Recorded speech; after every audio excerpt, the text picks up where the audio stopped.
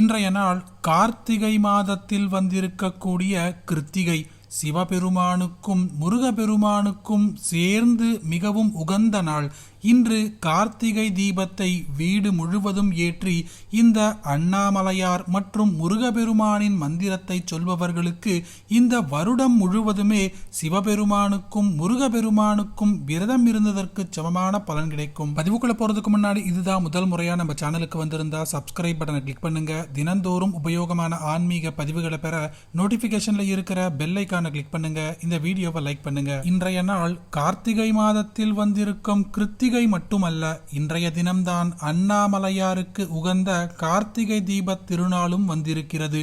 முருகனை வளர்த்த கார்த்திகை பெண்களை நினைத்து வழிபாடு செய்ய வேண்டிய நாளும் இன்றைய நாள்தான். இதே நாள்தான் மகாலட்சுமிக்கு உகந்ததான வெள்ளிக்கிழமையும் கூட. இன்றைய நாளில் முருகபெருமானையும் சிவபெருமானையும் சேர்ந்து வழிபாடு செய்யும் பொழுது நம் வாழ்க்கையில் இருக்கக்கூடிய பெரிய பெரிய பிரச்சனைகளுக்கு கூட சுலபமாக தீர்வு கிடைத்துவிடும். திருமணம் நடக்காதவர்கள், வேலை கிடைக்காதவர்கள், குழந்தை பாக்கியம் இல்லாதவர்கள், கடன் சுமையில் கஷ்டப்படுபவர்கள், நோய்வாயில் அவதிப்படுபவர்கள் என்று எல்லோருமே இன்று இந்த வழிபாட்டை எளிமையாக வீட்டிலேயே செய்து பலனை பெறலாம். இன்று கார்த்திகை தீபத்திற்கு வீடு முழுவதும் மண் அகல் விளக்கால் விளக்குகள் ஏற்றி நாம் வழிபாடு செய்ய வேண்டும். இந்த வழிபாட்டிற்கு அர்த்தமே வீட்டிலும் வாழ்க்கையிலும் இருக்கும் இருள் அனைத்தும் நீங்கி வெளிச்சம் பிரகாசமாக வர வேண்டும் என்று அர்த்தம்.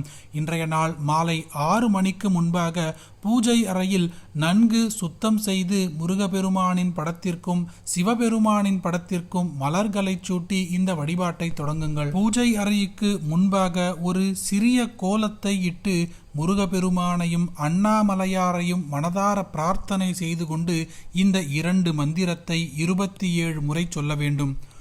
ஓம் அண்ணாமலையானுக்கு அரோகரா, ஓம் வெற்றிவேல் முருகனுக்கு அரோகரா. இன்று கார்த்திகை தீபத்திற்கும் கிருத்திகை நட்சத்திரத்திற்கும் சேர்ந்து விரதம் இருப்பது ரொம்பவும் விசேஷம். விரதம் இருக்க முடிந்தவர்கள் ஒரு பொழுது மட்டும் உணவை உண்டு இந்த விரதத்தை மேற்கொள்ளலாம்.